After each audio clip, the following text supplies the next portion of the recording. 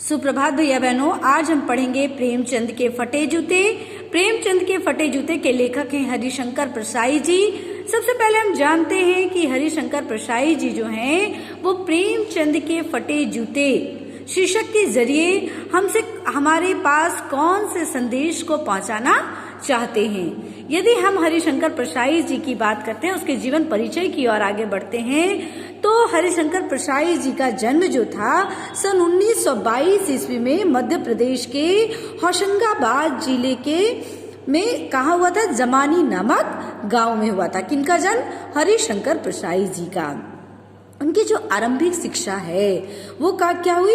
वही गांव की ही एक पाठशाला में हुई थी और इसके बाद वो कहाँ चले गए? शिक्षा के लिए नागपुर आ गए और वही नागपुर विश्वविद्यालय से ही उन्होंने एमए हिंदी जो थी उनकी परीक्षा में वो उत्तीर्ण हुए थे, वहीं से वो एमए किए थे। ठीक है।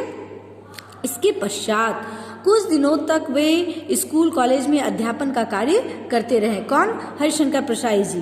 ठीक है। और इसके बाद उन्होंने स्वतंत्र लेखन का कार्य जो था वो क्या किया? प्रारंभ किया। कुछ समय तक वो कहाँ रहे? पत्रकारिता का भी कार्य किए, है ना। वसुधा नामक साहित्यिक पत्रिका का उन्होंने प्रकाशन भी किया और इसके बाद वो स्वतंत्र लेखन कार्य में जुड़े रहे। यदि हम उनकी रचनाओं की बात करते हैं तो हरिशंकर प्रसाई जी की बहुत सारी रचनाएं हैं, जिनमें पगडंडियों का जमाना, बेईमानी की परत, शिकायत मुझे भी है, ठिठुरता हुआ गणतंत्र, विकलांग श्रद्धा का दौर, है ना, तब की बात और थी। ऐसे बहुत सारी रचनाएं हैं जिनको हरिशंकर प्रसाई जी ने लिखा है। यदि हम हरिशंकर प्रसाई जी की साहित्यिक रचनाओं की बात करते हैं, साहित्यिक विशेषताओं की बात करते हैं, तो हरिशंकर प्रसाई जी जो थे हिंदी के सर्वश्रेष्ठ व्यंग्यकार थे। वो सर्वश्रेष्ठ व्यंग्यकार के रूप में माने जाते हैं। सबसे पहले मैं बताऊं कि व्यंग्य का अर्थ क्या होता है। व्यंग्य का अर्थ होता है बातों की चोट। अब तक हमने सुना होगा मार की चोट, कि जब हमें पिटाई पड़ती है तो हमें क्या होता है? बहुत दर्द होता है, बहुत चोट लगती है। लेकिन वास्तविकता तो यह है कि जब हमें कोई बातों की चोट देता है, यानी जब हम पर कोई व्यंग्य कसकर कुछ कहता है, तो वो चोट जो होती है वो सीधे हृदय में जाकर क्या हो जाती है? चुभ जाती है ना। जब हम पिटाई खाते हैं या मार खाते हैं तो जब तक दर्द होता है तभी तक हमें चोट रहती है, लेकिन जो बातों की जो चोट होती है वो बहुत दिनों तक हृदय में कहीं जाकर वो क्या हो जाती है? धस सी जाती है। यानी उसकी जो चोट होती है वो क्या होती है? बहुत पीड़ादायक होती है। और हरिशंकर प्रसाई जी जो हैं इसी बातों की चोट के जरिए, है ना, व्यंग्य के जरिए देश की दुर्दशा को क्या किए हैं? उभारने का प्रयास किए हैं। क्योंकि हम सब जानते हैं कि साहित्य क्या है? समाज का दर्पण है। और साहित्यकार का क्या काम है? साहित्यकार क्या कहते हैं? समाज की जो वर्तमान परिस्थितियां होती है, समाज की जो वर्तमान में दुराव्यवस्था होती है, समाज में जो वर्तमान कुरीतियां फैली रहती है, उसे साहित्यकार क्या करते हैं? उभारने का प्रयास करते हैं, उसको वो लिपिबद्ध करते हैं और पाठकों के सामने क्या करते हैं? परोसने का कार्य करते हैं, वो उन तक पहुंचाने का कार्य करते हैं। और हरिशंकर प्रसाई जी जो हैं वो अपने रचना के द्वारा या ये प्रेमचंद के फटे जूते जो हैं इस शीर्षक के द्वारा समाज में लेखकों की स्थिति, साहित्यकारों की जो दुर्दशा है उसको दिखाने का एक छोटा सा प्रयास किए हैं, है ना। और उन्होंने एक और जहां प्रेमचंद के फटे जूते में प्रेमचंद की संघर्षशीलता का वर्णन किया है, वहीं उनकी दूसरी और फटेहाली की जिंदगी का वर्णन किया है ना। वो बता रहे हैं कि समाज का सर्वोच्च लेखक जो क्या कर सकता है? समाज को बदलने का जज्बा रखता है ना। उसकी कैसी स्थिति है कि वो अपना सामान्य जीवन जीने में भी सक्षम नहीं है। वो बता रहे हैं कि किस प्रकार से, है ना, प्रेमचंद के फटे जूते को वो लक्ष्य करते हुए कह रहे हैं कि व्यक्ति समाज की कृतियों पर जो व्यक्ति क्या करता है, ठोकरी मारता है, समाज उसे बदले में क्या देता है, उसका उन्होंने एक मार्मिक वर्णन करने का प्रयास किया है। किसमें? प्रेमचंद के फटे जूते में। ठीक है, तो अब हम सबसे पहले देखते हैं कि प्रेमचंद के फटे जूते में वो क्या कहते हैं। पहले कहते हैं, प्रेमचंद का एक चित्र मेरे सामने आया। पत्नी के साथ फोटो खिंचा रहे हैं, सिर पर किसी मोटे कपड़े की टोपी, कुर्ता और धोती पहने हैं, कनपट्टी चिपकी है, गालों की हड्डियां उभर आई है, पर घनी मूछ चेहरों को भरा भरा बतलाती है। सबसे पहले वो प्रेमचंद के एक चित्र को उभारने का यहाँ पर क्या किए हैं, प्रयास किए हैं, जिसमें लेखक बता रहे हैं कि प्रेमचंद और उसकी पत्नी का जो है एक दृश्य है, एक चित्र है, जिसमें प्रेमचंद जो है वो क्या किए हुए हैं, कुर्ता और धोती पहने हुए हैं और सिर पर टोपी है।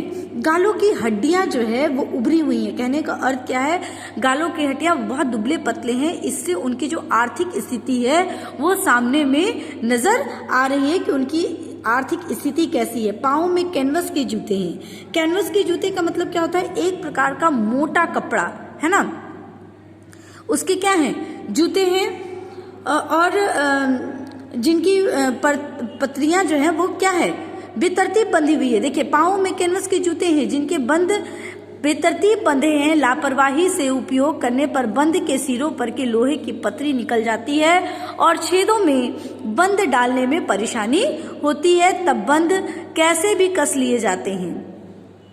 दाहिनी पांव का जूता ठीक है, मगर बाएं जूते में बड़ा छेद हो गया है, जिसमें से उंगली बाहर निकल आई है। ये कैसी एक दुर्व्यवस्था को दिखाया गया है, समाज की दुर्दशा को दिखाया गया है कि वे लोग जिसके अंदर वो क्षमता है कि वो समाज में क्या कर सकते हैं, समाज को परिवर्तित कर सकते हैं, समाज में परिवर्तन ला सकते हैं। किसके द्वारा? अपनी रचना के द्वारा, अपने साहित्य के द्वारा। और उनकी ऐसी स्थिति है कि वो अपना सामान्य जीवन भी नहीं बिता पा रहे हैं। इसी को कहने का प्रयास कर रहे हैं कि साहित्यकार जो है कि कैसी विडंबना है कि ऐसा उपन्यासकार, ऐसा सम्राट, ऐसा युग प्रवर्तक, ऐसा महान कथाकार और ना जाने क्या क्या लोग जिसको कहते हैं, उनकी ऐसी दुर्दशा है कि वो अपना सामान्य जीवन भी जीने में क्या हो रहे हैं, असमर्थ हो रहे हैं। यहाँ ये दिखाने का क्या किया गया है, प्रयास किया गया है। अब आगे देखिए क्या कहता है। दूसरी पंक्ति में लेखक जो है वो क्या करते हैं, चिंता प्रकट करते हैं। वो क्या कह रहे हैं कि मेरी दृष्टि जूते पर अटक गई है। सोचता हूँ फोटो खिंचाने की अगर यह पोशाक है तो पहनने की कैसी होगी। नहीं, इस आदमी की अलग अलग पोशाकें नहीं होंगी, इसमें पोशाकें बदलने का गुण नहीं है, यह जैसा है वैसा ही फोटो में खींच जाता है। अब देखिए, बहुत सुंदर यहाँ उन्होंने व्यंग के रूप में प्रस्तुत किया है और कहते हैं कि वो कह रहे हैं कि उनकी आंखें जो है उनके जूते पर क्या हो गई है, अटक गई है। अब वो उनके फटे जूते को देखकर वो लेखक जो है वो सोच में पड़ गए हैं। वो सोचते हैं कि अगर फोटो खिंचाते समय प्रेमचंद की यह दुर्दशा है तो वास्तविक जीवन में उनकी क्या दशा होगी। फिर मन में उनके क्या विचार आता है कि नहीं, प्रेमचंद का जीवन जो है वह दोहरा नहीं है, उनकी वास्तविकता और दिखावट में कोई अंतर नहीं है। यानी मुंशी प्रेमचंद की गरीबी और सहजता पर उन्होंने क्या किया है, प्रकाश डालने का प्रयास किया है।